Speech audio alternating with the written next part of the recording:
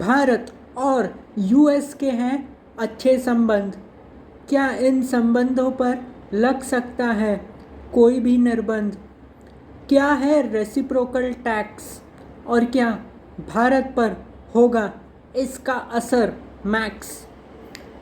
अगर आप international business या फिर business development, digital marketing, e commerce की इंडस्ट्री से जुड़े हुए हैं, इसके स्टूडेंट हैं, जॉब करते हैं या फिर अपना बिजनेस है, तो आज का वीडियो आपको ज़रूर पसंद आएगा। हेलो दोस्तों, मेरा नाम है प्रसन्न। स्वागत करता हूं फिर एक बार आप सबके अपने चहीते यूट्यूब चैनल पर जिसका नाम है प्रसन्न चैनल। तो आपको याद होगा या फिर आपको पता होगा कि कुछ हफ्ते पहले या फिर हाल ही में यूएस के अध्यक्ष यानी प्रेसिडेंट डोनाल्ड ट्रंप, उन्होंने कहा था कि रेसिप्रोकल टैक्स जो अमेरिका के की ट्रेडिंग पार्टनर्स हैं, तो उन जिसमें इंडिया भी है, तो रेसिप्रोकल टैक्स लग सकता है। तो सबसे पहले आज के वीडियो में बात करेंगे कि रेसिप्रोकल टैक्स क्या है, फिर ऑनलाइन डिजिटल एडवर्टाइजमेंट टैक्स के बारे में हम बात करने वाले हैं। तीसरा पॉइंट होगा नीति आयोग का जो एनालिसिस है रेसिप्रोकल टैक्स का, उसके बारे में बात करेंगे। और चौथा, बायलैटरल ट्रेड एग्रीमेंट यानी आसान शब्दों में द्विपक्षीय करार समझौता, इसे भी हम डिस्कस करने वाले हैं। तो ज़बरदस्त होने वाला है वीडियो। चैनल में नए आए हैं तो चैनल को लाइक, शेयर और सब्सक्राइब ज़रूर करना ताकि आपको वीडियोस के नोटिफिकेशंस मिलते रहें। तो झट से बढ़ते हैं वीडियो की तरफ और देखते हैं हमारी ये आज की स्पेशल रिपोर्ट।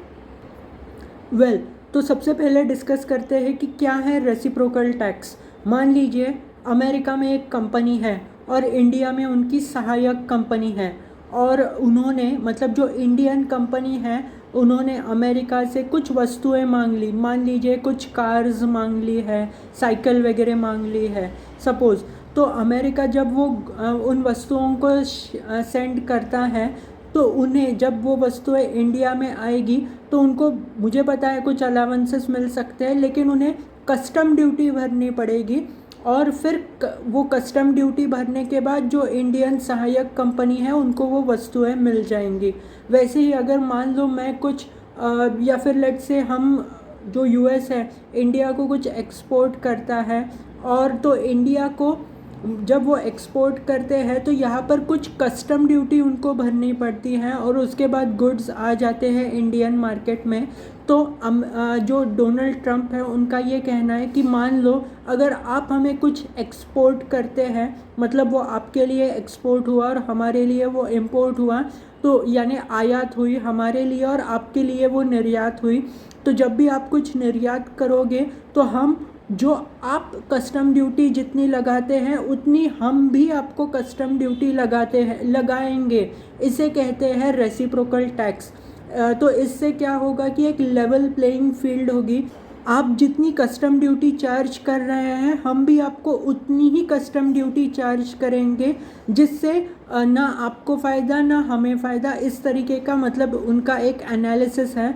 अब मुझे पता है इससे ट्रेड वॉर भी हो सकता है। ट्रेड वॉर यानी क्या, तो मान लो कि यहाँ पर मैं अगर कुछ गुड्स सेंड कर रहा हूँ तो वहाँ पर लेट से अज्यूम मुझे 50% कस्टम ड्यूटी पड़ रही है, तो ये मैं किसी दूसरे देश को भेज देता हूँ, वहाँ पर 30% है या 25% है या फिर कुछ भी नहीं है। तो ऐसे ट्रेड वॉर होने के चांसेस होते हैं, लेकिन मुझे नहीं लगता इंडिया और यूएस में ऐसे कुछ होने वाला है। अब बढ़ते हैं ऑनलाइन डिजिटल एडवर्टाइजमेंट टैक्स की तरफ।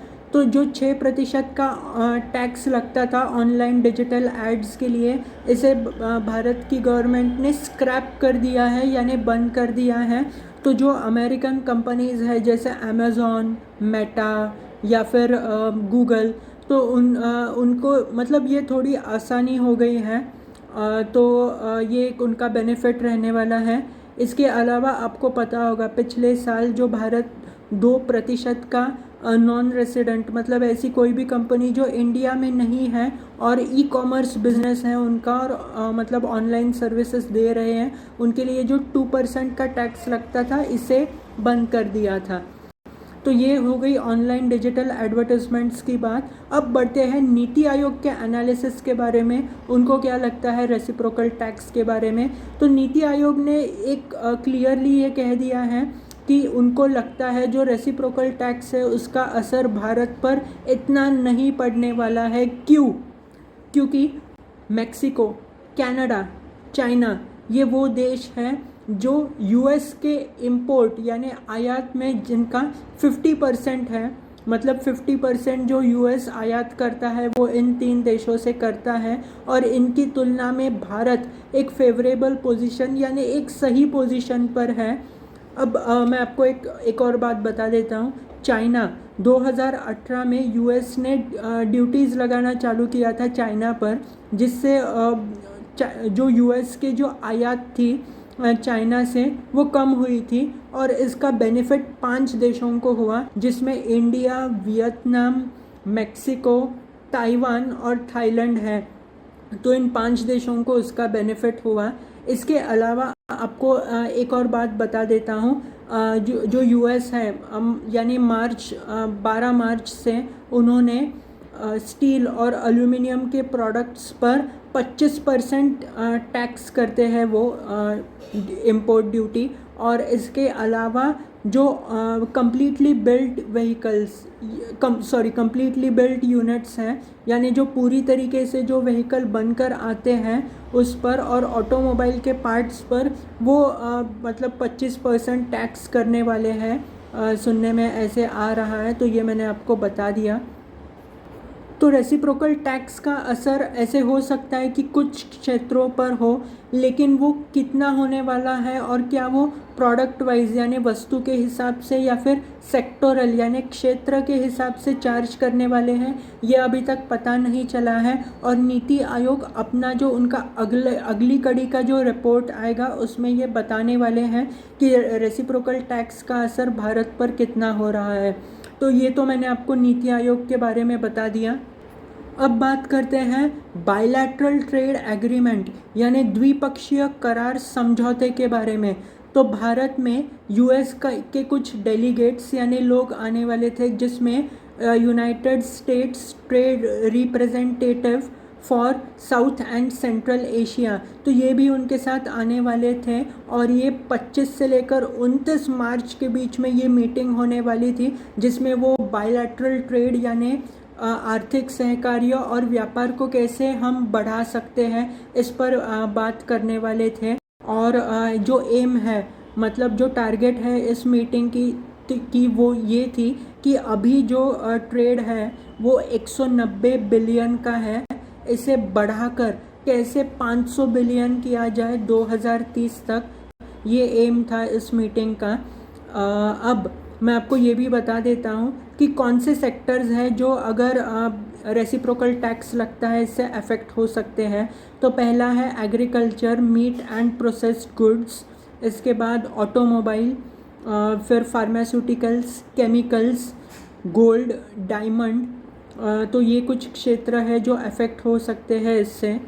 बट इस मीटिंग में रेसिप्रोकल टैक्स का डिस्कशन लगभग नहीं होने वाला है, क्योंकि भारत ने अभी तक इस पर कोई टिप्पणी की नहीं है। और जो यूएस, जैसे मैंने आपको पहले ही बताया, किसी वस्तु के हिसाब से लगाने वाले हैं या फिर क्षेत्र के हिसाब से लगाने वाले, ये अभी तक पता नहीं है। तो ये मतलब इसका डिस्कशन नहीं होने वाला है।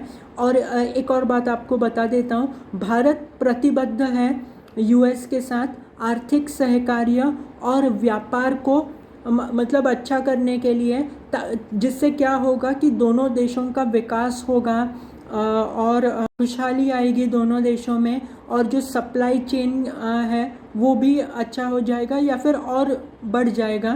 तो ये मैंने आपको बता दिया। इसके अलावा डोनाल्ड ट्रंप ने एक इंटरव्यू में, मतलब अमेरिका में एक इंटरव्यू में उन्होंने कहा था कि उनके भारत के साथ बहुत अच्छे संबंध हैं, लेकिन भारत उन देशों में है जो टैरिफ यानी टैक्स बहुत ज़्यादा लेता है, और उनको ऐसे लगता है कि आने वाले दिनों में भारत उन टैक्सेस को कम करने वाला है, फिर भी वो इंडिया को उतना ही चार्ज करने वाले हैं जितना इंडिया उन्हें चार्ज करता है। यानी मैंने आपको कस्टम ड्यूटी की बात बताई थी वही, तो वो रेसिप्रोकल टैक्स के थ्रू मतलब उतना ही चार्ज करेंगे। तो अब आपको एक और जानकारी दे देता हूँ कि भारत का जो यूएस को एक्सपोर्ट होता है यानी उनके लिए इंपोर्ट, हमारे लिए जो निर्यात है वो उनके लिए आयात है। तो वो भारत से 6 बिलियन का एग्रीकल्चर से जुड़े हुए जो मीट एंड प्रोसेस्ड फूड है, तो 6 बिलियन तक का वो आयात करते हैं भारत से, और भारत के लिए वो एग्रीकल्चर के लिए एक बहुत बड़ी मार्केट है। इसके अलावा 18.44 बिलियन का फार्मास्यूटिकल और केमिकल्स की निर्यात करता है भारत, जो उनके लिए आयात है। तो ये थी हमारी आज की पेशकश। आशा करता हूँ आपको आज का वीडियो ज़रूर पसंद आया होगा। एक अलग टॉपिक पर है। नीचे कमेंट बॉक्स में आप कमेंट करके बता सकते हैं आपको क्या लगता है, और वीडियोस देखते रहिए। Thanks for watching.